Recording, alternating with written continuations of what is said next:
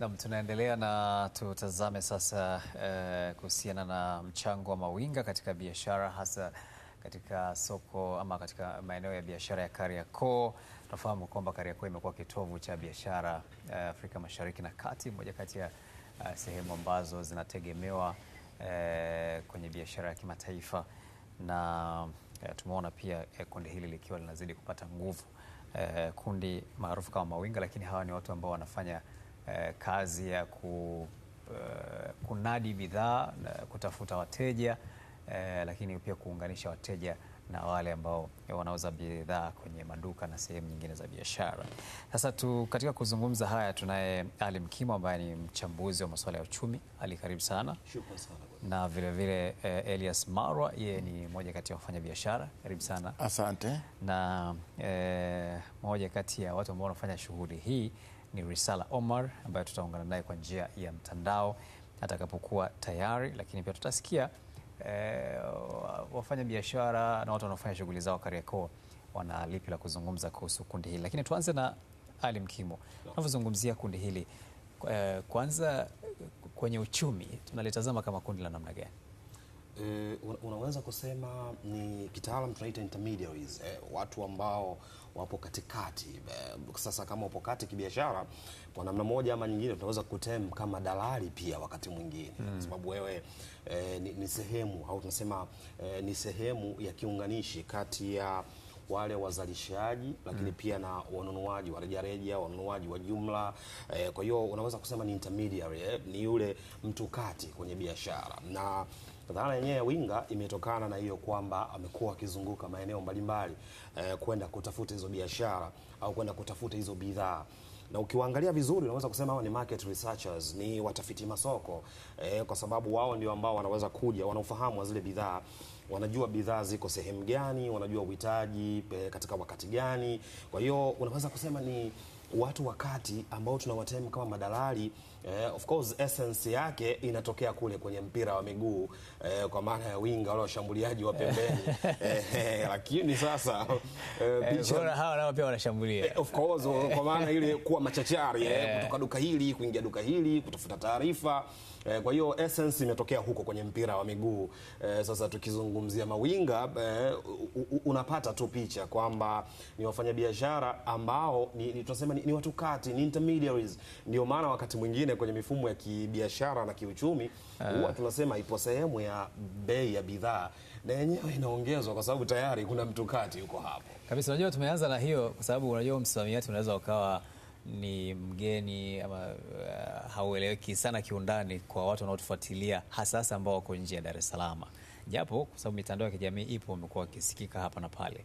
Lakini vizuri tumeanza hivyo. Lakini Elias Marwa, ndio, kama mfanya biashara, unadhani kundi hili lina mchango gani kwenye biashara? Kundi hili lina mchango mkubwa sana kwenye biashara. Karibu 70% ya biashara duniani, na sehemu nyingine karibu 100% zinatumia hawa watu wa kati. Ukienda maeneo ya India, ukienda maeneo ya Uchina, pale kwenye Alibaba, pale kwenye mitandao ya made in China, waliojaa pale sio wenye viwanda, ni watu wa kati. Kama ilivyofafanuliwa, ni mawinga ndio wako pale. Kwa wale nao pia tunaweza kuwaita mawinga. Kabisa, maana wako wa aina tofauti tofauti mawinga. Wako ambao hawana ofisi ila wana network, wanawafahamu wanunuzi na wanawafahamu wenye bidhaa, wanawaunganisha. Lakini kuna wengine ambao wameadvance, wana ofisi kabisa kwenye nchi hizo za nje, wana ofisi, wana vibali na wanafanya kazi zao vizuri tu. Hawana bidhaa lakini wanaunganisha kati ya mtu anayehitaji bidhaa na mwenye bidhaa. Na kwa wewe unaona kuna tofauti gani kati ya winga na dalali? Winga ni neno la kisasa, ni neno jipya.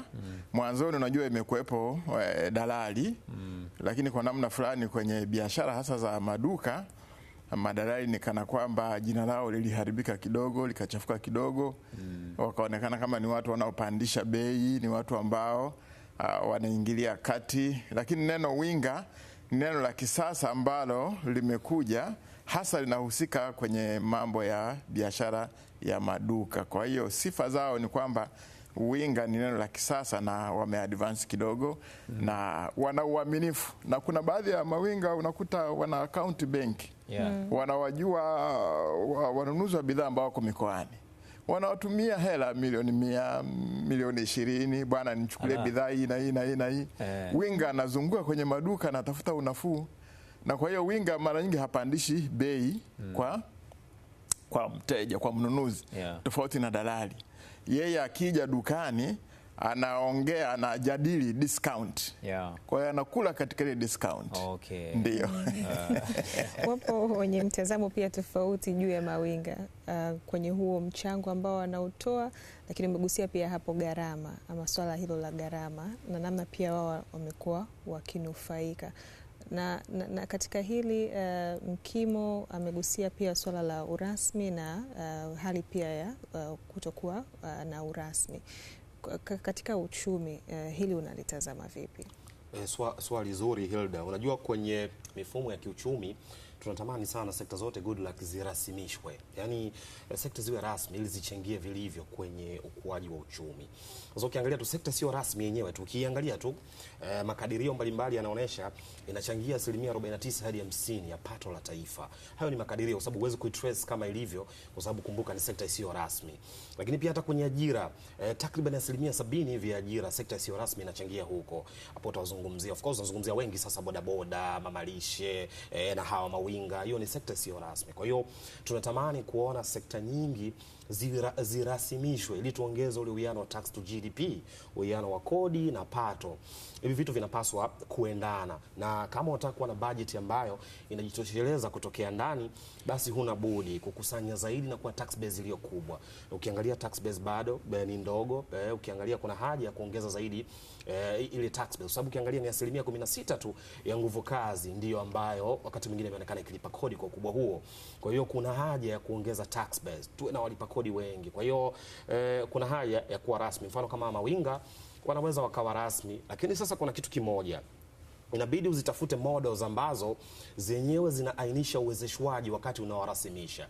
Kuna kitu kimoja, kuna wakati urasimishaji unaonekana kama adhabu, wakati urasimishaji unapaswa kuonekana fursa. Kwa hiyo kuna haja ya kufanya urasimishaji uonekane kuwa ni fursa. Ukiufanya kuwa fursa, tegemea kuona sasa namna gani tija zinaweza kupatikana. Kwa hiyo ni kuendelea kuongeza juhudi kwenye eneo la kufanya urasimishaji uonekane kama fursa. Kuna models ambazo tuliona Mexico wametumia, Brazil wanatumia, Rwanda wametumia, yani wanakurasimisha at the same time wanakuwezesha, kwa maana kwamba zinakuwepo taasisi za kifedha zinazofungamanishwa na urasimishaji. Sasa ukifanya hivyo utaona kabisa wengi wanaziendea, wanaona kabisa hii ni fursa, kumbe nikienda kurasimishwa basi naweza kunufaika zaidi kwa kupatiwa mkopo na kuwezeshwa. Kwa hiyo kwanza wapatiwe vitambulisho, of course watambulike, wafahamike, kwa sababu unajua ile rasmi pia inabidi utambulike wanafanya kitu gani, cha aina gani. Na kumbuka winga mtaji wake ni uaminifu. Wengine siku za mwanzo kabisa huwa wanaacha simu zao, kwa sababu ili uaminike kwenye lile duka uchukue zile bidhaa pale uende kuuza, wakati mwingine wao hawakuamini, ndio kwanza unakuja. Sasa kama unakuja kwa mara ya kwanza, acha simu kwanza. Kwa hiyo wengi ukiwasikiliza nakwambia watu tunaacha simu zetu ili tuaminiwe kwanza, alafu baadaye ukizoeleka tunaweza kufanya biashara comfortably. Kwa hiyo kuna haja ya kuona namna gani tunarasimisha sekta nyingi ziwe rasmi. Sasa huu rasimishaji uonekane ni fursa, usionekane adhabu. Kwa hiyo hili linaweza pia likafanywa kazi, na imani linaweza kufanywa kazi. Natamani sana hili tujue sasa hawa watu wanafanya vipi kazi, na kwa ulivyosema hapo mtaji ni uaminifu. Tunataka tujue pia ni kiasi gani wanatumia mbinu gani wao wenyewe pia kuaminika kwenye na wafanya biashara kwenye maduka mbalimbali. Sasa mwanzoni Hilda tulimtambulisha moja kati ya watu ambao wanafanya shughuli hii ambaye tunaye kwa njia ya mtandao. Na kabla ya kuungana naye pengine tusikie kidogo kwa upande wa wafanyabiashara wenyewe, mnajenga vipi imani kwao, na tutasikia pia kwa upande wa mawinga. Asante. Winga sio kitu kinachozuka, ni kitu ambacho kama alivyozungumza mwenzangu hapa, mtu anaanza kidogo. Alafu kuna aina mbili au tatu. Kuna ule winga ambapo mtu anatumwa bidhaa alafu anakwenda kumpelekea mteja. Hapo inabidi awe na dhamana kwenye lile duka, au awe ameshajenga trust, imani, ameaminika na mwenye duka, ameaminika pia na mteja. Lakini kuna namna nyingine ambayo mawinga huwa wanatumiwa hela. kabisa. Mteja anapohitaji kitu fulani anamtumia hela, kama ni kwenye simu 200,000 hapo, nitafutie soksi Kariakoo, au nitafutie leso, au nitafutie kitu fulani Kariakoo, wanatumia hela kabisa. Kwa hiyo kuna namna hizo mbili. Kuna mtu amejenga tu trust, hana hela, lakini kuna mtu ambaye anaongea na mteja, mteja anamtumia hela, alafu yeye anakwenda kutafuta katika discount rate kwenye duka. Kwa hiyo wana namna nyingi za kufanya biashara. Kama ambavyo nimesema, mimi pale Kariakoo ninamjua, kuna winga mmoja ana miaka zaidi ya 30 pale, na kazi hiyo imemwezesha, amejenga nyumba kadhaa hapa mjini, amejenga mpaka na nyumba kule kijijini kwao, na anafanya vizuri. Na akija dukani anauliza bidhaa, anaomba discount, anakwenda anamwambia mteja, mteja anamtumia hela. Kwa hiyo anaporudi mara ya pili anarudi na hela kabisa, anakuja anakulipa, anachukua bidhaa, anapeleka. Na kama nilivyosema, kwenye nchi za China na India, mawinga wana ofisi, wana sample, lakini hawana bidhaa, wana sampuli wameweka hapo. Wana maduka ya mtandaoni, wametengeneza duka mtandao. Mteja anapotaka wanajadiliana bei, na yeye anajadiliana na mzalishaji wa bidhaa, alafu mteja analipa, yeye anachukua commission yake moja kwa moja, anakwenda kulipa kwa mwenye bidhaa. Ndio. Sasa tumsikilize pia Risala ambaye yeye anafanya shughuli hii. Risala, karibu sana. Habari za hapo ulipo? Salama. Ushaingia kazini tayari au ndo kwanza? Tayari ushaingia kazini. Maka yenyewe kazi si ni popote bwana? Kazi popote, saa yoyote. Aha. Sasa nataka nijue kwanza wewe binafsi. Ndio, nataka nijue wewe binafsi ulianza vipi? Mimi binafsi nilianza kawaida tu, kwamba napenda kuvaa vizuri. Kwa bahati nzuri watu wakawa wananiona, wanaona yani the way ambavyo I dress, watu wanapenda, unaona. Kwa inabidi kule ambako ninapoenda kununulia nguo lazima niulize kwamba bei ya jumla shingapi, ili mtu akiniuliza naenda namchukulia hivyo. Sasa na kwa nini uliamua yani kufanya uamuzi wa kufanya hii kazi? Na tunatamani kujua pia labda kwa upande wa kazi nyingine kama kijana, labda pengine kazi uliosomea, vitu kama hivyo, ilikuwaje yani ukuwa kwenye hiyo kazi labda uliosomea, ama kazi ambayo una ujuzi nayo na ukaingia kwenye kazi hii? Mimi professional ni mwalimu. Yes. Like, walimu mnajua walimu wanakutana na watu wengi. Na kwa bahati nzuri nimeajiriwa kwenye kampuni ambayo ni kubwa yani. Okay. Kwa unakutana na watu wa aina tofauti tofauti ambao wanapenda ile dress ambazo ni classic. Mara ya kwanza mimi nimeanza kuwa muuzaji wa nguo za kiume. Ndio kitu ambacho nilichokuwa nimeanza nacho kama biashara yangu. Naona? Na kwa bahati nzuri ilikuwa inafanya vizuri until now, lakini kwa sasa hivi nimejikita pia kwenye nguo za kike, ambao nimeona kwamba kwenye uhitaji wa nguo za kike uko kiasi kikubwa zaidi kuliko nguo za kiume. Kwa watu wananijua kwa majina ya Instagram kama Riz Outfit, ambao ndio ilikuwa imeanza kuuza nguo za kiume. Lakini kiukweli mimi napenda kuvaa, mtu avae vizuri. Hata mwanamume yani nikikutana naye ambaye ame dress well, ndio najua tu huyu yuko serious na maisha. Kabisa. Nafikiri utakuwa umemwona Ali Mkimo hapa. Yupo hapa.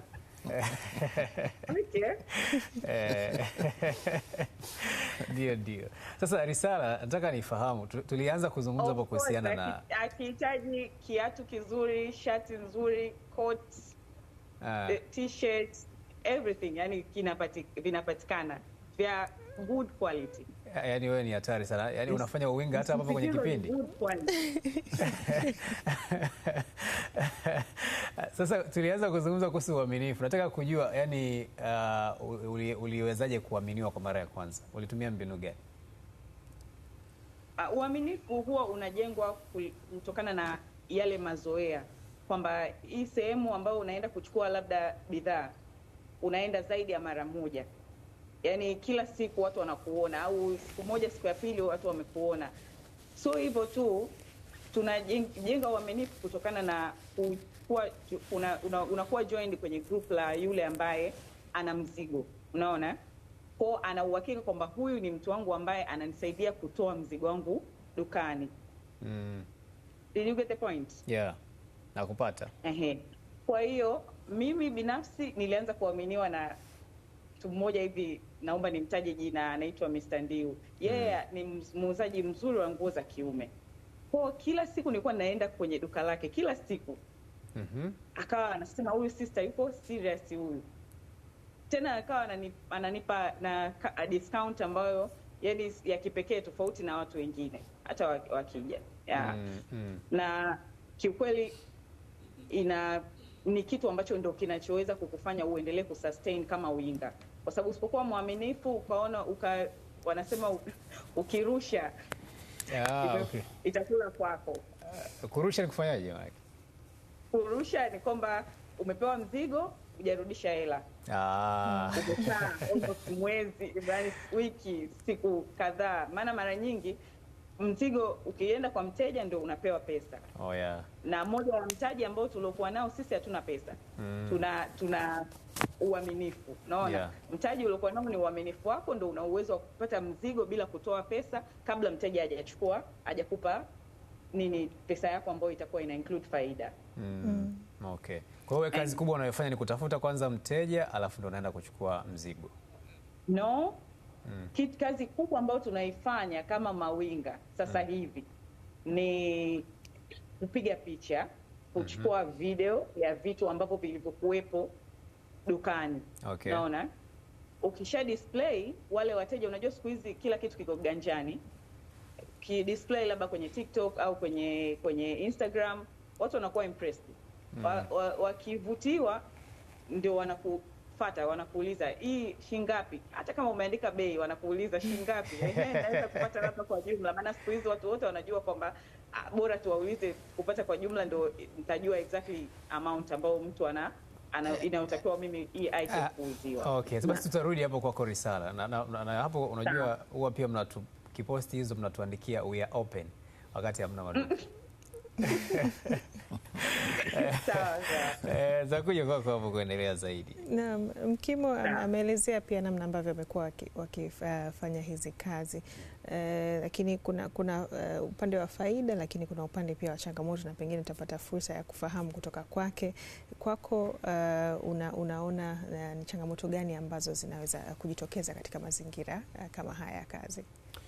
Kwanza kabisa nitaeleza changamoto ambayo mara nyingi tumekuwa tukiona kama ni kichekesho kwenye mitandao ya kijamii, lakini ndiyo changamoto hiyo. Yaani nilichoagiza na nilicholetewa, wakati mwingine zinapigwa picha ya bidhaa ambayo ni nzuri kweli kweli, lakini unayoletewa ni tofauti. Kwa hiyo wakati mwingine picha inayopigwa tunayoona ya bidhaa ambayo imeainishwa, nikiagiza ile ile basi ije ni ile inayofanana na ile. Kwa hiyo wakati mwingine nimeona watu wakilalamika hilo kwamba anaagiza bidhaa tofauti lakini anayoletewa of course ni kitu kile kile, lakini muundo sasa unakuwa tofauti. Yani tuseme inafanana na ile lakini haifanani na ile, au bora sio kama ule. Sahihi kabisa. Hiyo nayo imekuwa ni changamoto. Kwa hiyo hilo nalo ni la kuliangalia. Changamoto nyingine ni pale ambapo sasa anapotoka kuwa winga na kuwa dalali. Yani wewe unakuwa winga lakini una play part ya dalali. Kwa sababu tunategemea of course ukiwa winga uende kutafuta discounts, yani wewe unufaike na hiyo discounts, lakini ukiwa dalali ina maana kwamba unaongeza bei hapo, unakuwa kwenye mifumo ya kibiashara na kiuchumi unasema unaweka markup price, unakuwa una ka percentage kako ka bei ambako umekaongeza. Sasa ukiongeza hivyo ina maana wewe una inflate ile bidhaa, unaiongeza bei inakuwa kubwa. Lakini katika hapo tofauti haui mdogo kati ya kuongeza na kuomba discount na dukani pamoja na kwenye kuuza? Sasa kumbuka, unajua mfanyabiashara anapopanga bei, yeye anachokifanya huwa kuna bei ameilenga ya kumnufaisha zaidi, lakini kuna bei pia ambayo anaamini hata akipata hawezi kupitia changamoto. Kuna bei ambayo anaamini akifikia hiyo anakuwa ame break even, apati faida apati hasara. Sasa wakati mwingine ukimshusha yeye, unakuwa umempeleka kwenye ile bei ambayo walau ni faida ya kawaida, kwa sababu kuna super profit na normal profit. Anaamini hii ni faida ya kawaida na sio faida ile ya juu ambayo inahitaji. Kwa hiyo kama utapunguza discount, walau at least unaifanya ile bidhaa isiwe na bei kubwa, wewe unufaike na ile discount ambayo umeipata. Lakini ukienda kuongeza bei, niko pale ambapo tunasema akiongezeka intermediary, yani kwenye mifumo yote ya kibiashara na ya kifedha, akiongezeka tu mtu wakati, tegemea kuona bei ya hiyo bidhaa ikiongezeka, kwa sababu kinachoongezeka pale ni mtu mwingine ambaye ananufaika na uwepo wa ule mnyororo wa thamani, ule mnyororo tunasema ile supply chain, ule mnyororo wa ugavi. Kuna mtu mwingine kaongezeka pale katikati. Kwa hiyo ndio maana wakati mwingine unaona nchi nyingi huwa wakati mwingine zinapitia wakati mgumu. Ikitokea anakuja mfanyabiashara ambaye yeye anaagiza moja kwa moja kutoka kiwandani, analeta, ina maana yeye anaweza kunufaika zaidi kiushindani wa bei. Huwezi kushindana naye akishusha bei kwa sababu ya kupitia harama kubwa, akatoa tu kiwandani kaleta, tofauti na yule ambaye anaagiza. Kuna watu wengi hapa katikati atakutana nao hadi yeye kuja kuipata hii bidhaa. Kwa hiyo changamoto ndio hiyo, kwamba ikiwekwa markup price, basi tegemea kuona bei ile ya bidhaa inaongezeka kuliko na vile ambavyo awali iliangaliwa kufikia hapo. Lakini ukiangalia tu kwa sehemu kubwa wana faida, though changamoto hazikosekani, lakini faida ipo kwa sababu wao ndio ambao wanasaidia ufahamu wa bidhaa, kujua soko lilipo. Kama hivyo wanatumia sana mitandao ya kijamii. Wengine hawana maduka kabisa, lakini anakwenda kwenye duka, anapiga picha zile bidhaa, anaposti, anachapisha, watu wanakwenda wananunua. Kwa hiyo faida ipo kutokana na hiyo ule urahisi, kwa sababu najua zipo gharama pia wakati mwingine za wewe kutoka kwenda kuifuata bidhaa, gharama za usafiri, muda unaotumia, lakini anakurahisishia, anakupunguzia hizo gharama. Unaweza ukaikosa bidhaa, lakini Winga hakosi bidhaa. Yeye anajua machaka yote kabisa. Kwa wafanya biashara, Bwana Elias, wakati mnafanya biashara kabla ya uwepo wa mawinga na sasa hivi katika mazingira ya uwepo wa mawinga, tofauti mnaiona wapi? Tofauti tunaiona kwamba wametupunguzia kazi, alafu mawinga wana wateja. Kwa mfano mimi juzi nilikuwa na winga wangu mmoja, na kuna mzigo wangu mmoja ulikuwa umekwama, na nikamwambia, akasema tupunguze bei kidogo, tukapunguza bei, lakini nikamwambia asizidishe bei, ila nikamwambia katika kila bidhaa atakayouza mimi nampatia shilingi 10,000. Yani nikaamua mimi kumega sehemu ya faida yangu nimwachie yeye. Na juzi hapa alikuja akasema kuna mtu anataka bidhaa hii katoni 10. Basi nikampa, akajipatia pale shilingi 100,000. Kwa hiyo maana yake ni kwamba kwa sasa wametuongezea, kwa sababu mtu huwezi kuwa na wateja wote. Kwa mfano huyo mtu aliyeuza katoni 10 alikuwa na mteja wake wa Kigoma. Kuna mwingine naye alikuja juzi ana mteja wake anatoka Sumbawanga. Kwa hiyo kwetu sisi ambao ni wafanya biashara, nimekuwa Kariakoo pale kwa miaka 19 sasa. Mawinga wametusaidia. Na kadri mfanya biashara utakavyokuwa na mawinga wa aina tofauti tofauti, unajijenga biashara yako inatoka. Na mawinga wengine wao wanakwenda mpaka mikoani. Hawasubiri tu kudisplay kwenye mitandao. Wanafanya ziara, wanatembea mikoani, wanatafuta wanunuzi kule. Kwa hiyo kwangu mimi naona kama ni watu wazuri na ni biashara ya kisasa, kwa sababu winga haumlipi mshahara. Kwa hiyo unaweza ukathibitisha kwamba faida uliokuwa unaipata sasa hivi ni kubwa kuliko faida uliokuwa unaipata kipindi ambacho mawinga hawapo? Kwa sasa hivi maana yake ni kwamba umeongeza base ya bidhaa yako kutoka. Kwa sababu kama wana mawinga maana yake ni kwamba tayari una soko. Una soko kubwa. Kwa hiyo mawinga ni soko, wanawajua wale wahitaji wa bidhaa. Kwa mfano kama mimi, kuna wakati nilikuwa nataka kununua tairi zangu za gari na nilikuwa nyumbani. Niliingia tu kwenye mtandao, nikaangalia, nikauliza bei gani, akaniambia, lakini akaniambia usinilipe hela mpaka mzigo uje, ukague, ndio ulipe. Na akaleta tairi 4 za gari yangu ndogo, nikaziangalia ziko sawa, nikaangalia tarehe zilizotengenezwa na mwaka na expire, nikalipa hela. Kwa hiyo ni biashara ya kisasa kwa sasa hivi, na kwa njia hiyo sio lazima uwe na duka, unaweza kuwa hata na store tu. Lakini ukawa na mawinga. Kuna watu ambao wana ma store wanauzia bidhaa zao kwenye store, lakini wana mawinga. Mawinga wana display au wanaenda mikoani. Na wakati mwingine anaweza kukwambia kabisa kama mimi nataka kwenda Mbeya na nyanda za juu kutafuta masoko, hata kama una bidhaa imekukwamia. Ukiwatafuta wao wanakwenda kwa gharama zao. Alafu mnakubaliana kila akiuza anapata commission. Na mfanyabiashara anaweza akawa na mawinga kama wangapi hivi? Inategemeana, lakini inategemeana na akili sasa ya mfanyabiashara na ukubwa wa biashara yake. Alafu kwenye biashara unajua kuna hawa mawinga wa rejareja ambao labda mtu anataka shati moja, anataka kiatu pair moja. Lakini kuna mawinga ambao wanauza in bulk. Anakwenda kutafuta labda kuuza katoni 100, anatafuta kuuza katoni 20, katoni 10. Kwa hiyo mimi naona ni opportunity kubwa ambayo ipo, na wafanyabiashara wawatumie hawa mawinga. Ili biashara yao ziweze kwenda, na mawinga wao waaminifu. Na kama nilivyozungumza mwanzoni kabisa, nimesema kama mawinga ni tofauti na dalali. Dalali anaongeza bei.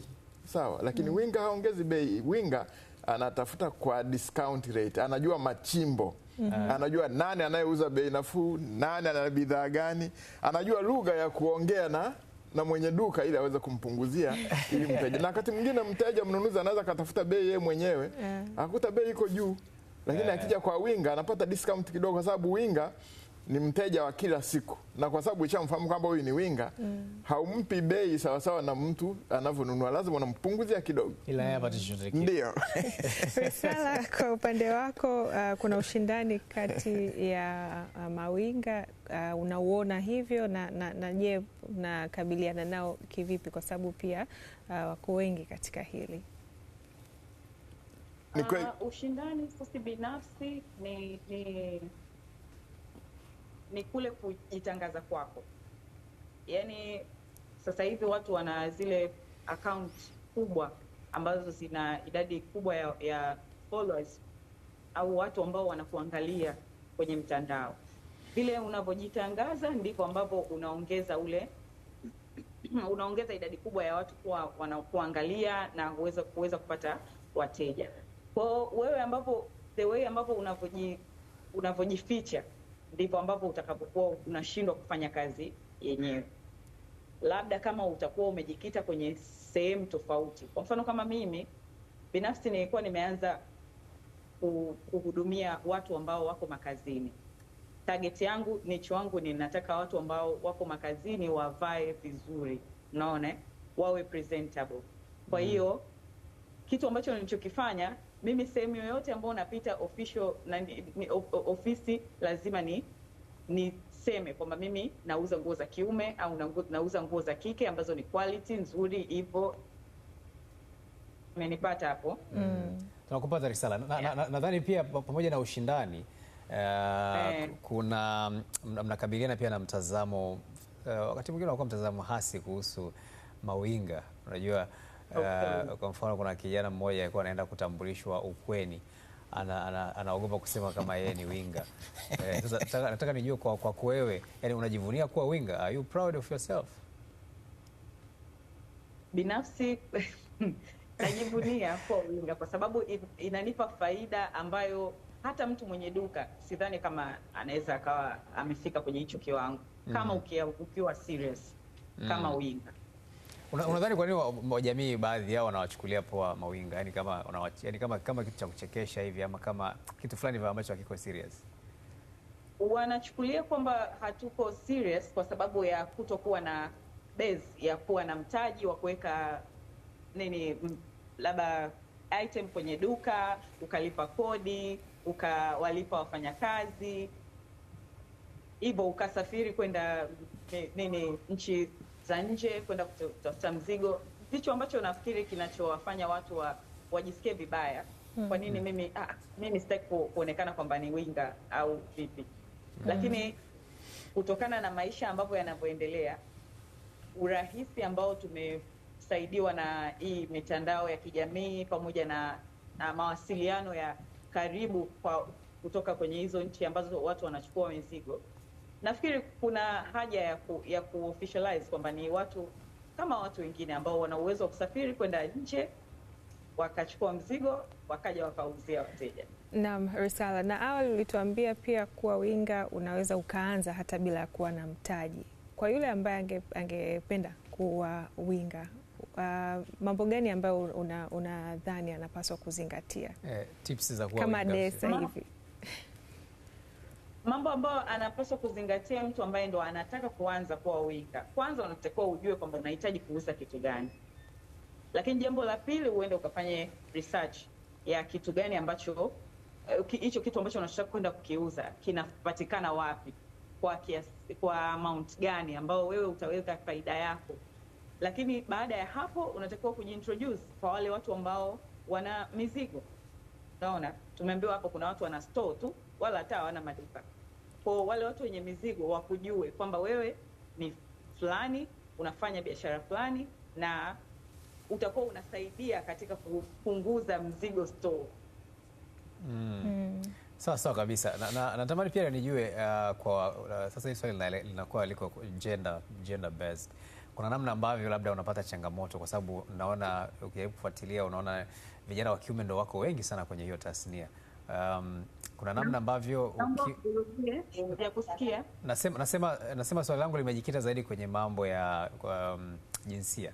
Kuna namna ambavyo unapata changamoto labda kwa kuwa binti, kwa sababu naona vijana wanaofanya hii kazi wengi wao ni vijana wa kiume. Ndio.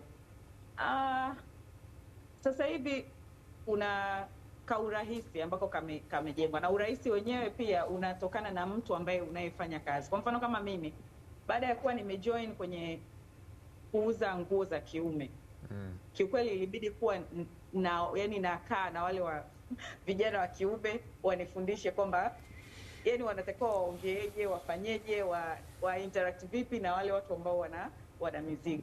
Kwa hiyo ilinifanya nikawa na mazoea sana kwa upande wa wanaume, kwa sababu nilikuwa nimejikita kuuza nguo za kiume.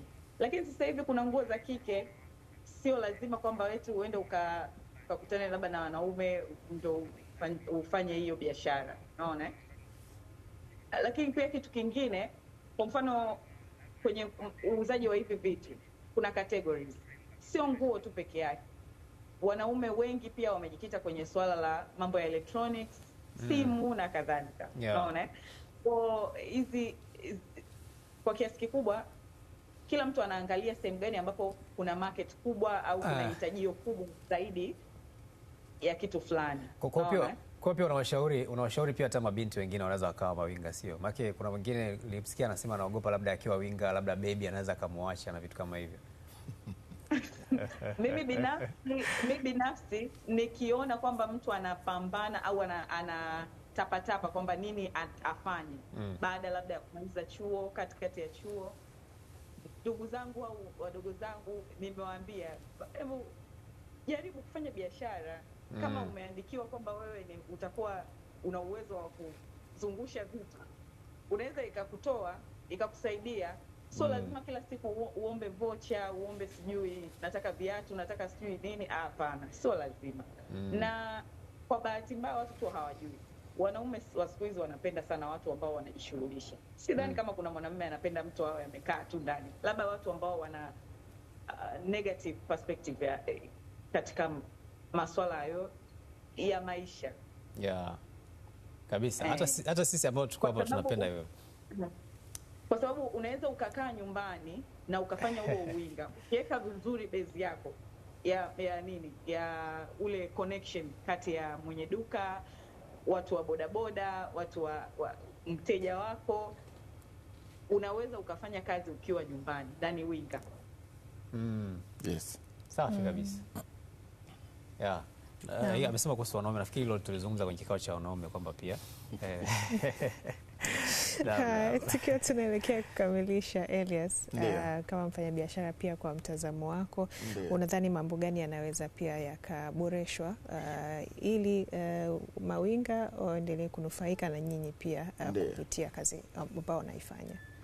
Asante. Mimi naona mambo ambayo yanatakiwa kuboreshwa ni kwamba mawinga wanapaswa kusajiliwa, waunde umoja wao, alafu wasajiliwe rasmi ili kusudi waweze kujulikana, kwa sababu huko mbeleni tunakokwenda, kama nilivyosema awali, ni kwamba karibu 70% ya biashara duniani zinakamilishwa na watu wa kati, na kwa sababu ya mitandao ya kijamii ni soko kubwa la ajira. Kwa hiyo napendekeza kwamba mawinga waunde umoja wao, alafu wasajiliwe, wafanye kazi zao kihalali, ili kusudi waweze kunufaisha pia nchi, na wakati mwingine waweze kuchangia hata kwenye kulipa kodi. Kama nilivyokuambia ni kwamba kwa mfano huyo winga alijipatia shilingi 100,000 kutoka kwangu kama discount, lakini yote aliweka mfukoni kwake. Angeweza kuchangia kidogo hata kwenye kodi 10,000 au 20,000. Kwa mimi napendekeza ya kwamba ni vizuri waboreshewe kwenye hilo, watambuliwe, wasajiliwe, wafanye kazi zao kihalali. Alafu kuna muunganiko mkubwa sana kati ya mawinga na bodaboda. Nataka kuambia kwamba hivi vyombo vya elektroniki vizito hivi, mambo ya TV, friji, nenda pale Kariakoo one zinavyofungwa katika pikipiki. Wengi zile ni biashara za mawinga. Ameweka mtandaoni tu, anauza friji, ametandaza hapa, ameweka na bei, mnajadiliana na kupunguzia.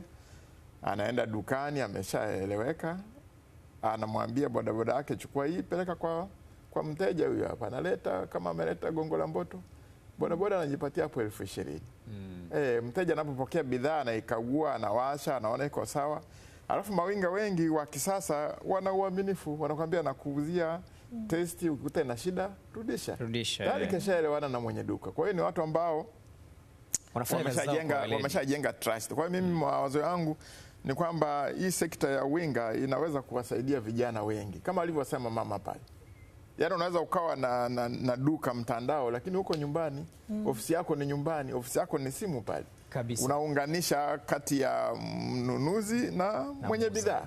Kwa hiyo mimi naitazama kwamba ni sekta kubwa ambayo hata Wizara ya Vijana inapaswa kuichukua, kwa sababu mawinga wengi naona kama ni vijana. Wazee wamo lakini ni wachache. Kwa hiyo hii mimi naitazama kwamba ni sekta pana sana inayoweza kusaidia biashara kukua na kupunguza msongamano wa watu kuja hata Kariakoo.